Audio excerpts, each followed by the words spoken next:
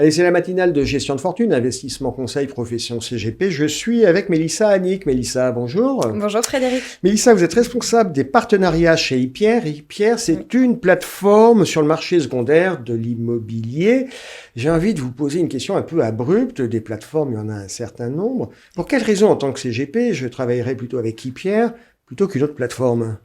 Alors, pourquoi ? Tout simplement parce que on est les seuls à le faire sur le marché. On met à disposition de nos partenaires une fiche de diligence. C'est quoi une fiche de diligence ? Alors, cette fiche de diligence, c'est toutes les recherches que l'on a effectuées avant de commercialiser un bien. On fait des recherches, par exemple, on va regarder qui est le gestionnaire, on va analyser le bail commercial, si on arrive peut-être en fin de bail commercial, si peut-être... Fin de bail commercial, ça veut dire renégociation et parfois à la baisse, c'est ça ? Exactement. Donc, c'est quand même des éléments importants. On regarde également le règlement de copropriété, à savoir si le bien est réversible. C'est aussi très important dans le cas d'un investissement, par exemple, dans un lot dans une résidence de tourisme. Est-ce que, en cas de départ de l'exploitant, est-ce que je peux en faire autre chose ? C'est tout de même très important. Donc ça, on le regarde. On analyse également les PV d'AG. Les procès-verbaux d'AG. Exactement. Ah, ça ne va pas être drôle à faire, ça. Alors, c'est le gros avantage. Vous prenez le dernier, vous le lisez, vous regardez... Alors, on prend les 3 derniers. On prend les 3 derniers. Exactement. Pour voir s'il y a des résolutions qui ont été votées sur des travaux, des choses comme ça, et qui pourraient impacter le bien, c'est ça ? Exactement. En fait, on prend, donc, comme je le disais, les 3 derniers PV d'AG.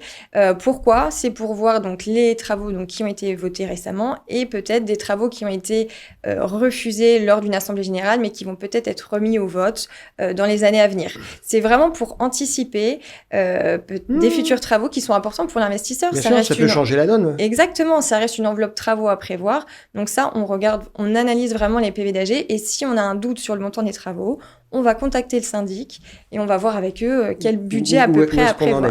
D'accord. Exactement. C'est très clair. On analyse également, on contacte le gestionnaire pour voir si le mobilier a été renouvelé depuis l'ouverture de la résidence. Tous ces petits éléments qui font que la rentabilité peut être impactée. Mélissa, on a bien compris, Hypierre, c'est une plateforme qui intervient sur le marché secondaire du LMNP. Est-ce qu'on peut rappeler un peu cette société Hypierre, elle sort d'où ? Oui, bien sûr. Alors, la société Hypierre appartient au groupe C'est la Vie. Le groupe C'est la Vie existe depuis plus de 17 ans. C'est une société qui est spécialisée dans l'administration de biens meublés et c'est une société qui a un portefeuille client de plus de 1200 investisseurs. Vous êtes localisé où géographiquement ? Alors, on est localisé à Saint-Nazaire. En revanche, tous les biens qu'on commercialise, c'est sur tout le territoire Votre zone de français. chalandise, c'est tout le territoire ? Oui, exactement. Okay. Et au sein de ce groupe, on a donc une seconde société qui s'appelle Synergestion. C'est un syndic de copropriété également spécialisé en résidence de service. D'accord. Et on a un portefeuille client de plus de 10 000 investisseurs. Et en fait, via ces 2 sociétés, on a eu une demande croissante pour la revente de biens. Et c'est vraiment pour répondre à cette demande que la société Hypierre a été créée il y a un peu plus de 3 ans.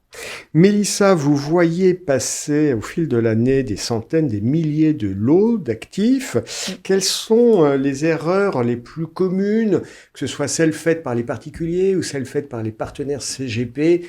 Quelles sont les choses trappes à éviter, les conseils qu'on pourrait donner aux partenaires ? Alors, quelque chose qui est surprenant, des fois on a des demandes d'évaluation de la part des propriétaires et ces derniers ne savent même pas qui est le gestionnaire de leurs biens. On l'a vu, pourtant c'est quand même quelque chose qui est primordial. Ça peut impacter la valorisation. Bien sûr, ça reste le locataire, c'est celui qui va donc payer les loyers.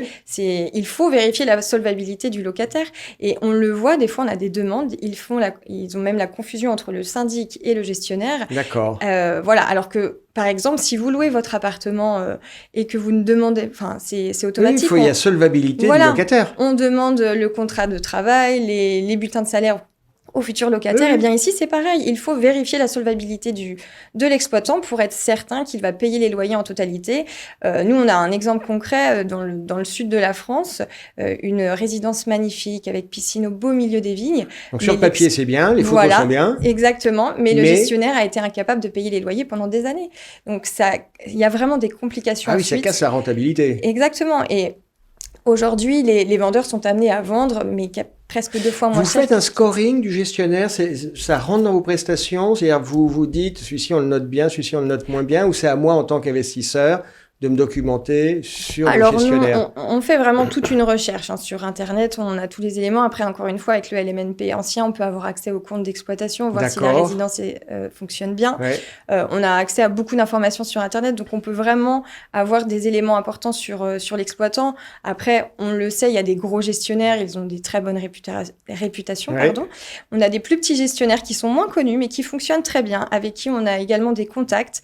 Nous, tant que le gestionnaire est transparent également avec nous et qui nous donne des informations, c'est rassurant. Et on peut de toute manière vérifier si le paiement des loyers a bien été effectué.